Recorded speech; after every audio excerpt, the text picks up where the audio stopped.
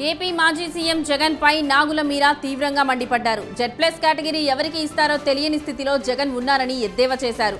Z+ category వ్యక్తికి ఇవ్వాల్సిన మర్యాద జగన్ ఇచ్చారని ఫైర్ అయ్యారు. పెద్దిరెడ్డి అరాచకాలు అన్నీ తెలిసినా ఎందుకు సస్పెండ్ చేయలేకపోతున్నారని నిలదీశారు.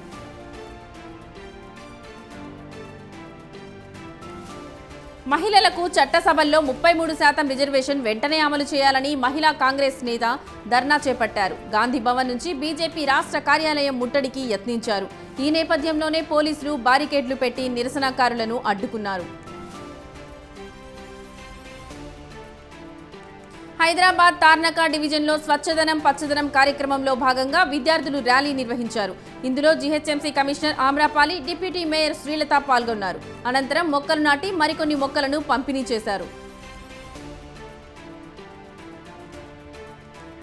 చేనేత దినోత్సవం సందర్భంగా ప్రకాశం జిల్లా చీమకుర్తి పట్టణంలో చేనేత సొసైటీ ఆవరణంలో వేడుకలు ఘనంగా జరిగాయి. మాజీ ఎంపీ కోటయ్య విగ్రహానికి పూలమాలలు వేసి నివాళులర్పించారు. అనంతరం చేనేత వృత్తినే జీవనాధారంగా పనిచేస్తున్న నేత కార్మికులను సన్మానించారు. దేశంలో వ్యవసాయం తర్వాత చేనేత వృత్తి ప్రధానమైందన్నారు నాయకులు. కేంద్ర రాష్ట్ర ప్రభుత్వాలు చేనేత వృత్తికి దోహదపడాలని కోరారు. కంటైనర్లో అక్రమంగా తరలిస్తున్న గోవులను ప్రకాశం జిల్లా గిద్దలూరు బీజేపీ నాయకులు అడ్డుకున్నారు. అనంతరం మార్కెట్ యార్డుకు తరలించారు. విజయవాడ హనుమాన్ జంక్షన్ నుండి కర్ణాటకకు తరలిస్తుండగా బీజేపీ నాయకులు అడ్డుకొని పోలీసులకు సమాచారం అందించారు.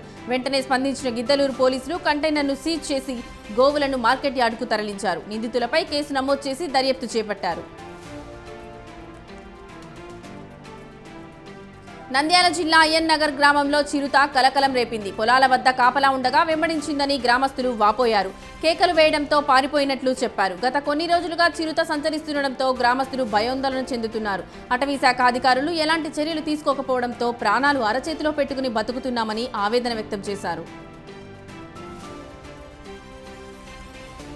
మేడ్చల్ జిల్లా శామీర్పేట్ పోలీస్ స్టేషన్ పరిధిలో దొంగలు రెచ్చిపోయారు. తూముకుంటలోని కృష్ణా జ్యువెలరీ దుకాణంలో చోరీకి తెగబడ్డారు. 30 కిలోల వెండి, 300 గ్రాముల బంగారం దోపిడీ జరిగినట్లు యజమాని వాపోయాడు. దుకాణదారుడి ఫిర్యాదుతో కేసు నమోదు చేసుకున్న పోలీసులు సీసీ కెమెరాల ద్వారా దర్యాప్తు ప్రారంభించారు. హనుమకొండ జిల్లా ఐనవోల్ మండలం ఒంటిమామిడిపల్లి గ్రామంలో ఓ వ్యక్తి వికృత చర్యకు పాల్పడ్డాడు. గొడవ కారణంగా ఏపుగా పెరిగిన 3 నెలల మొక్కజొన్న, పత్తి పంటను నాశనం చేశాడు. ఏకంగా రోట్వేరర్తో పంటను తొక్కించి నేలమట్టం చేశాడు. కేసు నమోదు చేసిన పోలీసులు పంట నష్టం అంచనా వేసి న్యాయం చేస్తామన్నారు.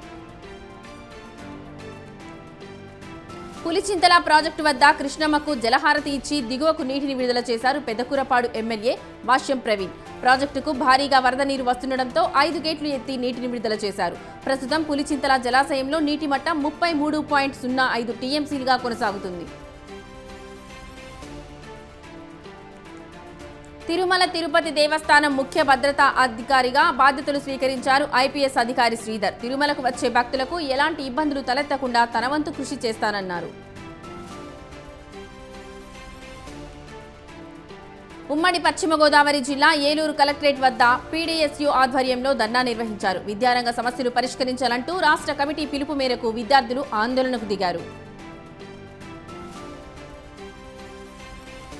కామారెడ్డి జిల్లా నాగిరెడ్డిపేట్ ప్రభుత్వ జూనియర్ కళాశాలపై స్వతంత్ర న్యూస్ ఛానల్ ప్రసారం చేసిన కథనంపై అధికారులు స్పందించారు. ఉదయం నుంచి మధ్యాహ్నం వరకు నిరీక్షించి వెళ్లిపోతున్న విద్యార్థుల పట్ల స్వతంత్ర న్యూస్ ఛానల్ కథనం ప్రసారం చేయడంతో వెంటనే స్పందించిన నోడల్ అధికారి 2 లెక్చరర్లను నియమిస్తూ ఉత్తర్వులు జారీ చేశారు. న్యాయవాదులపై పోలీసుల భౌతిక దాడులను నిరసిస్తూ సిద్దిపేట జిల్లా హుస్నాబాద్ కోర్టు ఎదుట న్యాయవాదులు నిరసన వ్యక్తం చేశారు. జనగామ పోలీస్ స్టేషన్లో న్యాయవాద దంపతులపై పోలీసుల దాడిని ఖండిస్తూ ఆందోళన వ్యక్తం చేశారు. భవిష్యత్తులో న్యాయవాదులపై ఇలాంటి దాడులు జరగకుండా ప్రభుత్వం ప్రత్యేక చట్టాన్ని రూపొందించాలని డిమాండ్ చేశారు.